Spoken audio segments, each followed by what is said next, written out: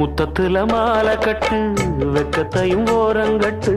மொத்தமா கேட்கணுமா அள்ளி அள்ளி அணைச்சுக்கிட்டு தனியா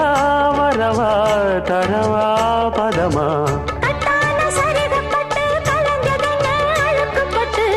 எப்போதும் விருப்பப்பட்டு எழுதுங்க பாட்டு பொன்னான உடல் இருக்கு உடலுக்குள்ளே கடல் இருக்கு